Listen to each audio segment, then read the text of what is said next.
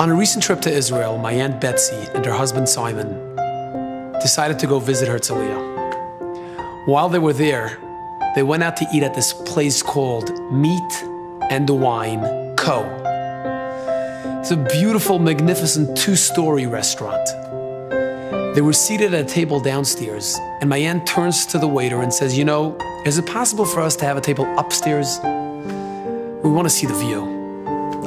So they're given a table upstairs, and they go upstairs, and a different waiter comes over. We sat down, and our waiter came over, and he was telling us the specials and kibitzing with him a little bit. You know, he was very jovial. And as he was walking away, he said, "By the way, if you need anything, my name is Barak." And I immediately got some kind of a feeling in me, and I turned to Simon, and I said, "We have to know what his mother's name is." So my Uncle Simon calls him back and he says, "Hey, Barak, is your mom's name Orna?" And Barak says, "Yes." And he said it, and I didn't process it. It was like, you know, you see these stories that you just don't hear what he's saying, and you're like, what? And that was how I felt. And I said, "What did you say?" And he said, "Orna." At which point my aunt says to him, "Did you by any chance fight last summer in the war with Gaza, Operation Protective Edge?" And he says, "Yeah, how do you know?" My aunt says, "Well, I've got your name on my kitchen cabinet." During the war, you call a phone number and they give you the name of a soldier to pray for, a soldier who's fighting in the army. The name she get was Barak, son of Orna, and that's my name. Barak ben Orna. And what's even stranger is, my aunt tells Barak that 2 weeks ago she walked into her kitchen in Beverly Hills and she saw his name and she began praying for him. And while she was praying for him, she turns to God and says, "You know, I don't even know if he's alive. It would be nice to meet him and to see how he's doing." I went to Israel, it wasn't planned. I went to Herzliya, it wasn't planned. We went to this restaurant, we went to this table. He was our waiter.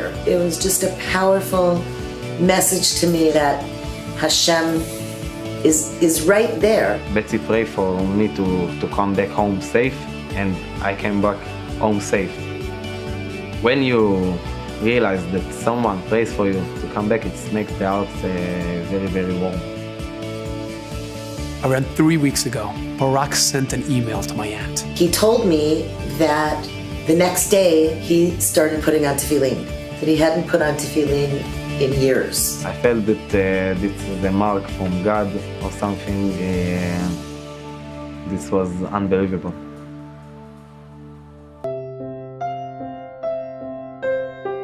We live in a world of 7 billion people. And it's hard to imagine that the creator of the universe is looking after little old me. It's hard to believe that he's orchestrating every event in our life. And sometimes it's hard to feel like when I talk to him, he's actually listening.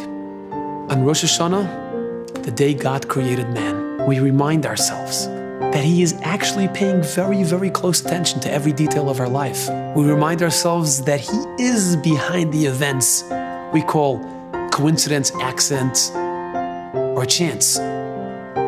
And we remind ourselves that life is a gift. And it should not be taken for granted. And every breath you take is his special way of saying, you matter. So reach out to him and talk to him. Ask him for a year of happiness and health, or whatever else you might need, because he's waiting to hear from you.